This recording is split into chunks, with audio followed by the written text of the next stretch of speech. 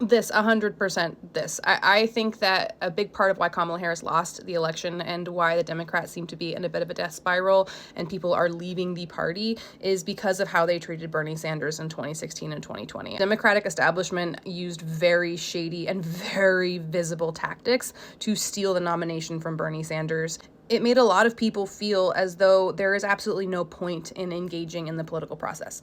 Because if there's an idea that's really popular, it's overwhelmingly popular, that's polling as being popular, there's a candidate who's talking about it and people are overwhelmingly supporting him, they're donating to his campaigns, and all of that is not enough, then it feels like nothing is ever going to be done. The Democratic Party is never going to let progressive voices through, and those policies that will meaningfully provide for people is not going to be the way. So if a lot of people are viewing the Democrats as a dead end, because I view them in a big part of the Democratic establishment as being a dead end, then it very reasonably follows that people will try right radicalism instead. Because if you can't move the left in the direction you want, maybe you can move the right in the direction you want. Now, that, for so many reasons, is faulty logic.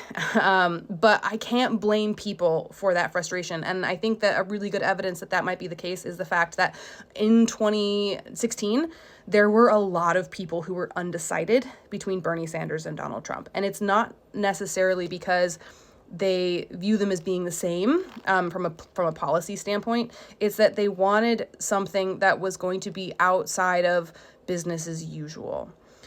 Because business as usual was harming them and it was not moving fast enough. And I think a lot of people need it to move faster. And the truth is that the Republicans probably seem like a much more viable option because the party embraced the radicalism. They embraced the outsider and let that messaging into their party and let it shape their party in the way that the Democrats didn't do. They just completely stonewall the squad. They completely stonewall any progressive voice, 100%. I mean, they just censored Al Green, for fuck's sake. So you're seeing on the left that the vision for the future is always the same. It's exactly the same. And there's no influence from outside voices or new ideas or fresh ideas that are ever going to get through. But you're looking at the right and you're seeing how the right has been pushed because of the Tea Partiers. And then the right was pushed because of Trumpism.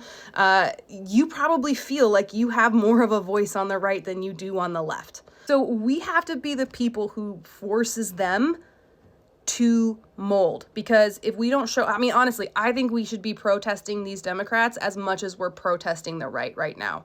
It's not because the Democrats are worse than the GOP, because they're not, but it's because if we're going to stop this coup and we're going to take down the regime that's currently in place, what is going to come up in their place? And we don't want more of this Democrat bullshit.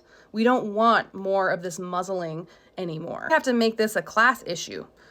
We have to make this not about right or left, but about working people who deserve to actually get something for their tax money, who have services that support us and our economic stability and our economic growth as people, not as corporations, right? As human beings having economic freedom, not as GDP raising, because that's a stupid metric. We are in a horrible situation right now. But I think that the one thing that we can do right now in this moment, as the whole world is crumbling, is to make sure that what we build up in its place is something that actually works for people.